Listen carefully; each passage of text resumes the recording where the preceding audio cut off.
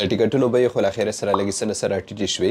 زیات امکانات شته چې نوره هم راټیټې شي. د افغانستان ترانسپورټ او هوایي چلن وزارت د آریانا افغان او کمیر هوایي شرکتونو استازي غوښتي وو د دوی سره د افغان مسافرو هغه شکایتونه چې د ټیکټونو بیې لوړوالي په اړه درلودل هغه شریک شول او د دې په اړه د دوی سره خړه رخیزې خبرې وشوې او لازمې پریکړې وشوې. په الحال د کوم لیست تاسو ته ښکاري دغه د ټیکټونو بیې ټاکل شوي دي خو دا لړمحاله دي.